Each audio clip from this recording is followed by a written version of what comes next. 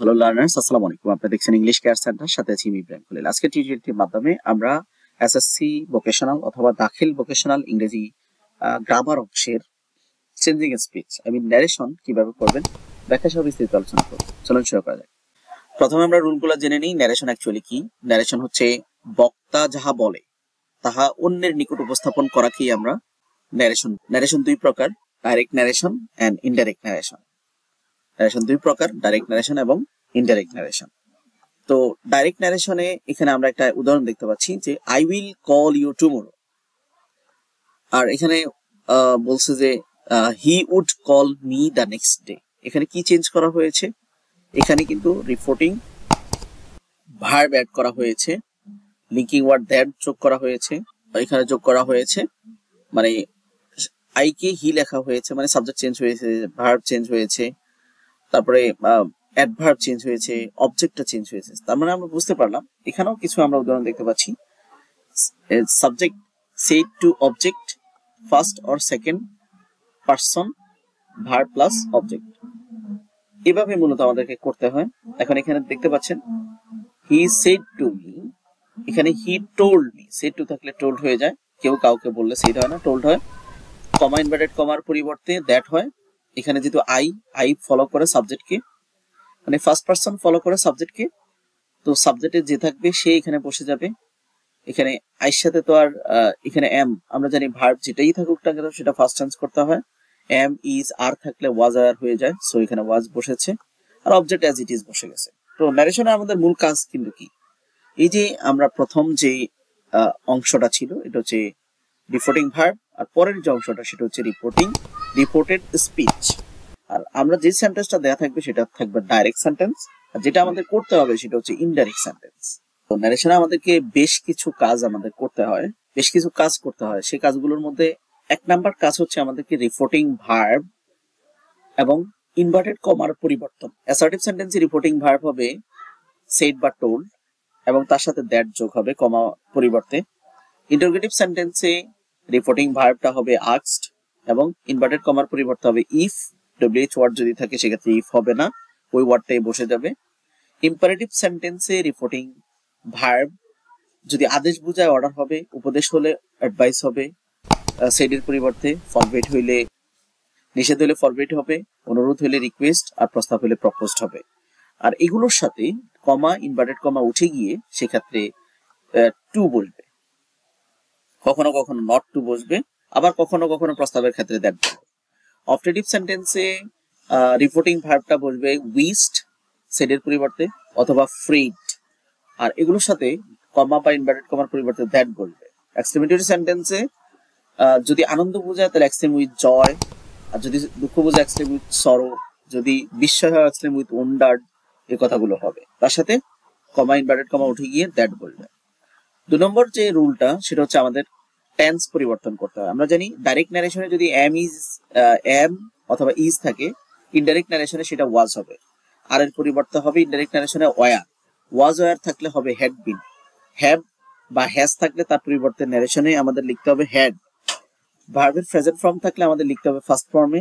First form যদি থাকে সেক্ষেত্রে আমরা হ্যাড প্লাস বি3 লিখতে হবে, ভার্বের ফার্স্ট পার্টিসিপল লিখতে হবে।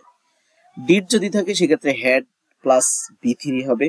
শেল উইল থাকলে উড হবে, ক্যান থাকলে কুড হবে, মে থাকলে মাইট হবে, মাস্ট থাকলে হ্যাড টু হবে। এরপর আমাদের যে রুলটা করতে হয় সেটা হচ্ছে পার্সন পরিবর্তন। ফার্স্ট পার্সন হচ্ছে বক্তা অনুযায়ী, রিপোর্টিং ভার্বের বক্তা যিনি আছেন তার অনুযায়ী ফার্স্ট পার্সনটা পরিবর্তন হবে। ফার্স্ট পার্সন ফলো করে সাবজেক্টকে, সেকেন্ড পার্সন ফলো করে শ্রোতা অবজেক্টকে, আর থার্ড পার্সন কাউকে ফলো করে না, যেভাবে আছে ওই থার্ড পার্সনটা পরিবর্তন হয় না, শুধু ফার্স্ট পার্সন এবং সেকেন্ড পার্সন পরিবর্তন হয়। ফার্স্ট পার্সন পরিবর্তন হবে বক্তা অনুযায়ী, সেকেন্ড পার্সন পরিবর্তন হবে শ্রোতা অনুযায়ী। পরবর্তীতে আমাদের যেটা করতে হয় অ্যাডভার্ব পরিবর্তন করতে হয়। যেমন আমরা জানি যে নাও যদি থাকে দেন হবে, টুডে হলে দ্যাট ডে হবে, টুমরো থাকলে দ্য নেক্সট ডে হবে, ইয়েস্টারডে থাকলে দ্য প্রিভিয়াস ডে হবে, লাস্ট নাইট থাকলে the previous night, next week থাকলে দ্য ফলোইং উইক, স্যার বা ম্যাডাম থাকলে রেসপেক্টফুলি, ইয়েস ওকে শিওর এগুলোর পরিবর্তে রিপ্লাইড ইন দ্য অ্যাফার্মেটিভ অথবা এন্ড সেড দ্যাট এই কথাটা আমরা লিখতে হবে। যদি ডাইরেক্ট ন্যারেশনে দিস থাকে ইনডাইরেক্টে দ্যাট হবে, দিস থাকলে দোজ হবে, হেয়ার থাকলে দেয়ার হবে, এগো থাকলে বিফোর হবে, কাম থাকলে গো হবে, দাস থাকলে সো হবে, হিদার হলে টিদার হবে, তারপরে হেয়ার হলে দেয়ার হবে, নো থাকলে reflect in the negative and said that, এই কথাগুলো হবে। এখানে দেয়া আছে চারটা, পাঁচটা, ছটা বাক্য দেয়া আছে। এই বাক্যগুলোর স্পিচ চেঞ্জ করা, এটা আমাদের কাজ। এগুলো হচ্ছে বাংলাদেশ টেকনিক্যাল এডুকেশন বোর্ড পরীক্ষা 2020-এ এই প্রশ্নগুলো এসেছে। সো আমরা ক্রমান্বয় করছি। The teacher said earth is round. একটা বিষয় মনে রাখতে হবে, যেই কথাগুলো চিরন্তন সত্য, প্রবাদ বাক্য, এগুলো কিন্তু কোনো অবস্থাতেই পরিবর্তন হবে না। শুধুমাত্র আমরা এখানে কি করতে হবে, রিপোর্টিং কমা ইনভার্টেড কমার পরিবর্তে আমাদের দ্যাট লিখতে হবে। এতটুকু কাজ আমরা করব। দ্য টিচার সেড এর পরিবর্তে টোল্ড, কমা ইনভার্টেড কমার পরিবর্তে that. The earth is round, এটা কিন্তু পরিবর্তন হয় নাই। He said to me when will you go home, এটা কিন্তু কোশ্চেন করছে। ডব্লিউএইচ ওয়ার্ড থাকলে কিন্তু ইফ হবে না, এবং এটা কোশ্চেন যেহেতু করছে, সেড টু হবে না, আস্কড হবে। তো এখানে আস্ক লিখতে হয়েছে। এখানে হোয়েন যেভাবে আছে, হোয়েন বসে গিয়েছে। ইউ বলতে কোন পারসন? Second person. তো সেকেন্ড পারসন মানে কি? শ্রোতা। শ্রোতাকে এখানে মি, তো এখানে মি মানে আই বসছে। উইল হবে উড, প্রেজেন্ট টেন্স হলে ফার্স্ট টেন্স। দা বয় সেইজ আছে।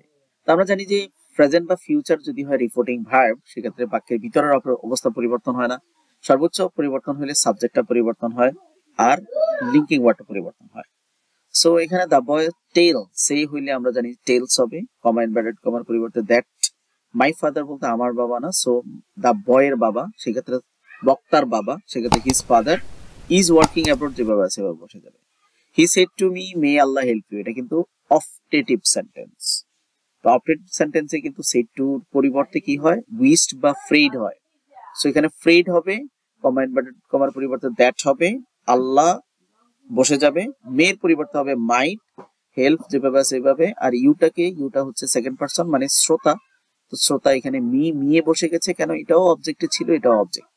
সর্বোপরি এখানে বলছে Ramim said to me I did not, said to me, Ramim আমাকে বললো যে I did not see the boy. তো এটা আমাদের চেঞ্জ করতে হবে, সাবজেক্ট চেঞ্জ করব, ভার্ব চেঞ্জ করব, আর এখানে রিপোর্টিং ভার্বটা said to me I did not see the boy. এখানে সেড টু চেঞ্জ হবে, আই চেঞ্জ হবে, ডিড নট চেঞ্জ হবে।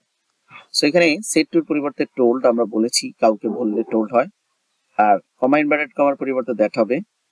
আই যেহেতু ফার্স্ট পারসন মূলত বক্তা অনুযায়ী, বক্তা হচ্ছে রামিম, তো রামিম হচ্ছে হি হবে, আর ডিড নট হলে হ্যাড নট হবে, কারণ ফার্স্ট ইনডিফিনিট হলে ফার্স্ট পারফেক্ট হয়। এই ছিল আজকের।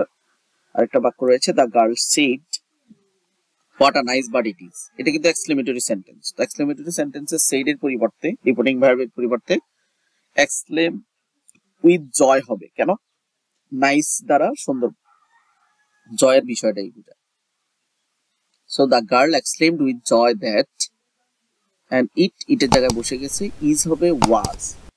হোয়াট তো আমরা লিখতে পারবো না, কারণ এই হোয়াটটা কিন্তু কি নয়, ইন্টারোগেটিভের হোয়াট নয়, ডব্লিউএইচ ওয়ার্ড ঠিক আছে, কিন্তু এখানে এটা কিন্তু কোশ্চেন করে নাই। কোশ্চেন হইলে হোয়াট বসতো, এখানে কিন্তু দ্যাট বসবে, এবং হোয়াট উঠে যাবে, হোয়াটের পরিবর্তে এ বেরি বসবে, এ বেরি নাইস বার্ড। ছিল আজকের আয়োজন। নারেশন মূলত সিরিজ ভিডিও, 3 নম্বর ভিডিও দেখার আমন্ত্রণ জানাই। আজকের মতো শেষ করছি। আল্লাহ হাফেজ।